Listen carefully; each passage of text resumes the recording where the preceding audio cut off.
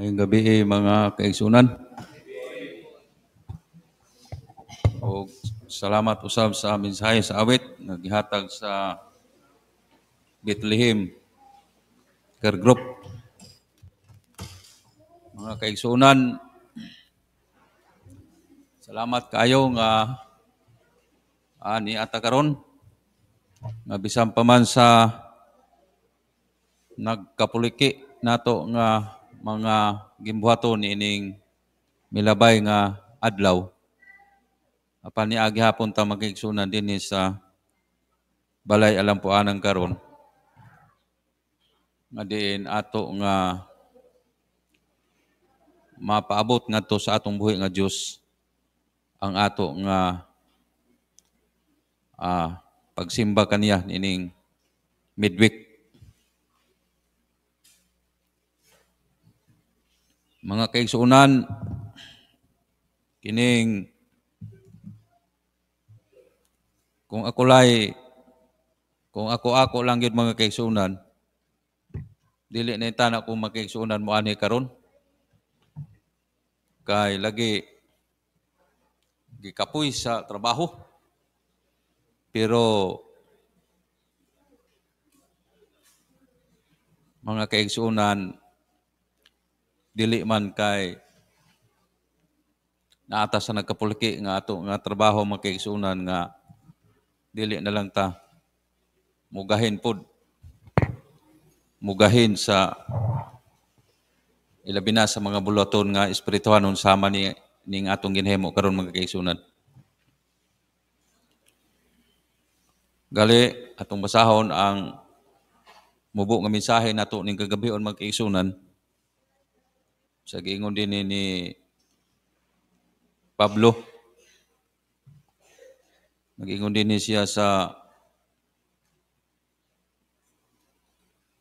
taga-Epeso, Kapitulo 4. Sa giingon din niya, Epeso 4, versikulo 3. Nag-ingon din nga masigka muton sa pagpatunhay sa espirituhanong panagiusa. Pinagi sa bugkos sa panagdait. 4. Adunay usa lamang kalawas ug usa ka espiritu, maingon nga adunay usa lamang kapaglaom nga alang ini gipanagtawag kamo. Mao man kaigsunan nga sa pag-ingon ini niya isa ka adlaw. Kuya, kita karon ang magdala sa midweek karon Miyerkules. Mao nga wala ko makabalibad mga kaigsunan tungod kay maoy sulti ni Apostol Pablo mga kaigsunan nga unsa maoy tuyo ni Apostol Pablo nga dili nato mahilimtan mga kaigsunan ang bulwaton espirituhanon.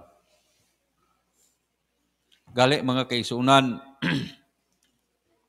ang matag usa sa ato siguro naghandom gyud og kanang kinabuhi nga walay katapusan mga kaigsunan, di ba? Sa ako nga kabahin mga kaigsunan, namalandong ko ba nga nining kalibutan mga kaigsunan wala gyud lain pinakaimportante sa atong pagkinabuhi nining kalibutan mga kaigsunan mao lamang gayud nga diin uban sa tabang sa balaang espiritu mga kaigsunan nga managawi kita mga kaigsunan, managawi kita sa gusto sa Ginoo nga atong kinabuhian. Kanining kalibutan ng mga kaigsunan, ambot lang sa inyo kung unsa ang inyong mga panghuna-una, pero para sa ako mga kaigsunan, wa gay laing pinakaimportante nga diin kanunay kita makaigsunan madugtong sa Ginoo. Tungod kay wa gyoy maka kumpara kunata sa Ginoo mga kaigsunan. Tungod kay ang Ginoo naa gyud sa iyang tanan mga kaigsunan, dili ba? Makahatag sa tanan. Makahatag sa tanan. Gali kining bago pa natapos ang atong care group in action mga kaigsunan, sa diha nga naghimo ta og mga katiguman sa matag care group nga diin dito gipatigayon ato nga ginahisgutan kung unsa ang padulungan nato. Unsa ang padulungan nato? Kung kita mo padayon sa pag-alagad sa Ginoo, nindot kayo ang mensahe mga kaigsunan. Gali nakapamalandong ko sa amo nga mga ginaimbitar. Ginaimbitar namo nga nakaanak ko. Mura man siguro wala to sila makasabot. Pero ang pagpasabot mga kaigsunan, trabaho na sa balang espiritu. Trabaho na sa balang espiritu. Pero bisan pa man na mga kaigsunan, Elder Sam, katong si Juan, John, miingon siya sa ako na itong aging semana, yan siya sa ako nga, Kuya, mo simba intana ko, murag Bernes to, mo simba untana ko ugma, pero naapa ko'y trabaho. Inko, sige lang, John. Sige lang. Pero wala na nako siya kanang gisumbayan ba. O niya na tong gabi man siguro. Gabi nagsulti na po ang asawa. Nagsulti ang asawa nga sa ako pong asawa po nag-ingon nga kibali nag-ingon nga nagpahibalo nga basin makasimba sila karon Sabado. So pag-ingon sa akong asawa mutong nalipay ko tungod kay bisan niya ato mga panahon nga wala gid siya makadesisyon na magpabautismo. Pero doon na sila kibali willing na sila nga musimba. So mao mga kisunan ang ato nga bulwaton. Sa giingon dinhi sa 3, Episo 4, versikulo 3, mo nagisgutan dinhi managpatunhay sa espirituhanong panag-iusap pinagi sa bugkos sa panagdait. Mao ni mga kaigsunan ang ato nga bulwaton. Karon mga kaigsunan sa pagikanako diri. Paglabay nako nang akong mga silingan diha mga kaigsunan, mga Church of God po na sila. Uy, naapo sila tapok mga kaigsunan. Naapo sila tapok. Uy, naapo dahil sila tapok, naapo dahil sila midweek. So, nining kagabihon mga kaigsunan, mubo ra ning atong panagtuon mga kaigsunan nga magpahinomdom lang ni sa matag usa sa ato nga diin kita gitawag mga kaigsunan kita gitawag sa Ginoo o may gusto sa Ginoo mga kaigsuonan nga ang mga buluhaton nga espirituhanon mao ni ang atong usahan. Mao ni ang atong usahan. Gali nag-ingon dinhi unsa kay ingon dinhi sa kuan? Unsa kay ingon dinhi sa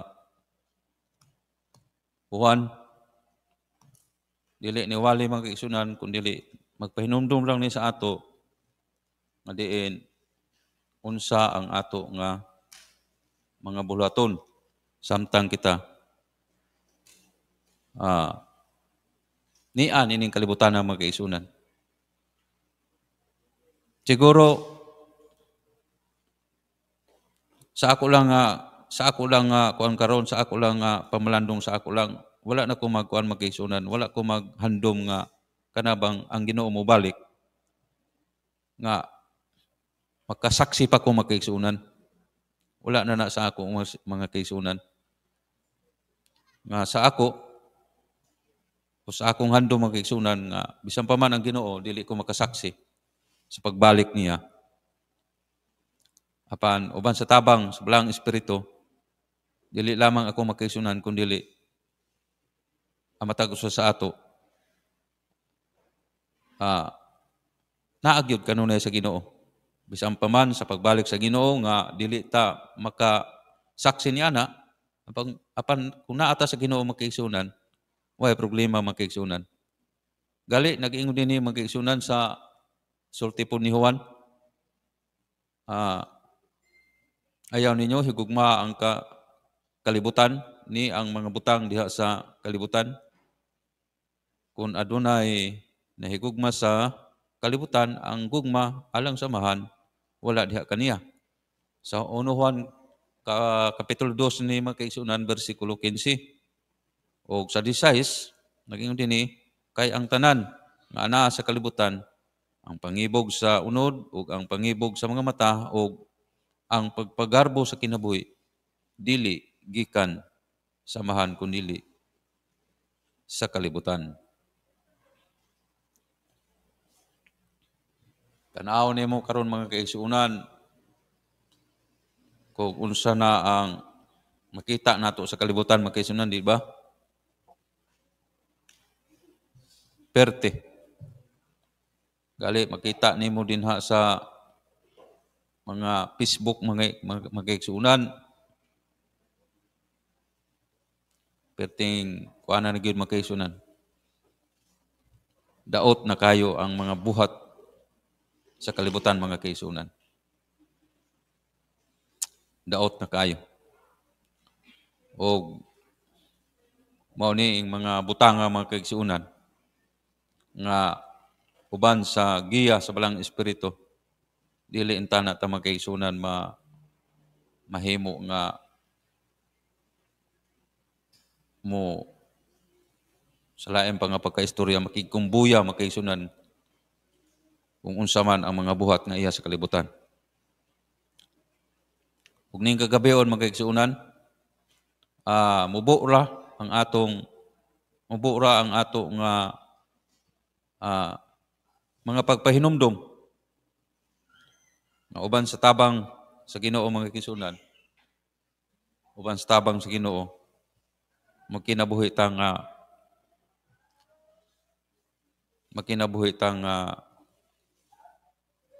naa kanunay sa Ginoo mga kaigsuonan. Gali mga kaigsuonan, musulti lang ko sa inyo mga kaigsuonan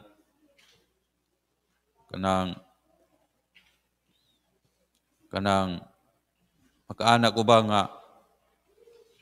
ba nga sa sulod lang sa akong pamilya mga kaigsuonan, sa akong kapika sa kinabuhi nga kining pagmata makaigsuonan nga pagmata sa akong kapika sa kinabuhi makaigsuonan nga kanang adlaw na gali kay ang ako makaigsuonan nga adisir ta mo buhat makaigsuonan adisir ta mo buhat sa mga buluhaton magpasalamat mag-worship sa ta mao na nga akong sultihan akong partner mga kaigsunan nga adisir ta mo kuan, adisir sa ta mo buhat sa atong nga buluhaton. Pasalamat ta sa Ginoo. Kay magpasalamat ta nga naka mata pagali ta, gipaabot pa ta sa sayo sa buntag. Mao na mga kaigsunan nga inibitawng atong pagkinabuhi nining kalbutana. Makapamalandong ko mga kaigsunan nga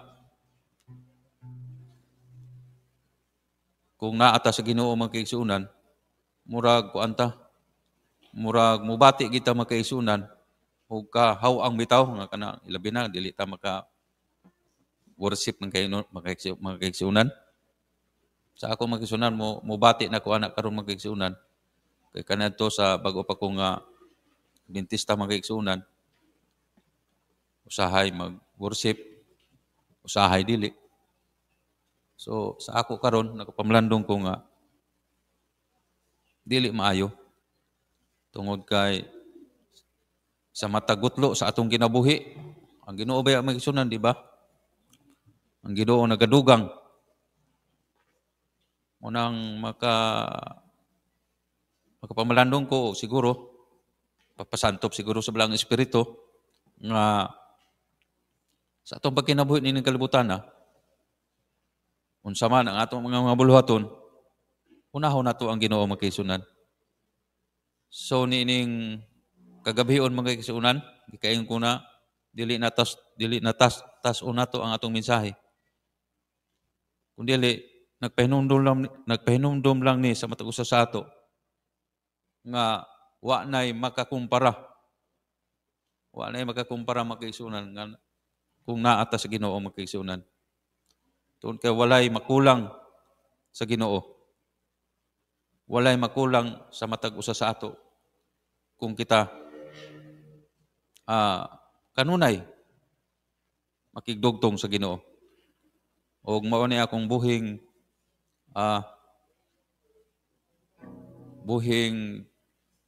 paglaom nga dili lamang dinhi nining kalibutan na nagkauban ta, kundi magkauban gihapon ta mga kaigsunan niya ng eternidad, kinabuhi nga walay katapusan. Tungod kay ang tuyo o gusto sa Ginoo mga kaigsunan nga ang gibuhat sa Ginoo nga mga kaigsunan nga kita nga tao dili niya gusto nga dili niya ikakauban.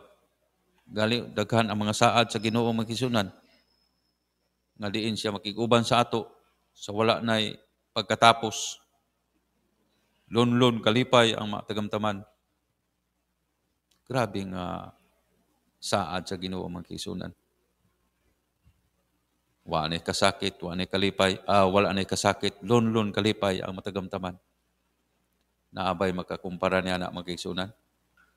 So ni mubo nato nga mensahe ining kagabion uban sa giya sa balang espiritu magkayo sa buluhaton espirituhanon nga diin dili man kita maapsan sa Ginoo sa iyang pagbalik. Apan kung kita may pahulay mga kaigsunan, nagsaad ang Ginoo mga kaigsunan nga buhion ta og hatagan sa kinabuhi nga walay katapusan kung makiguban kaniya. Ning kagabion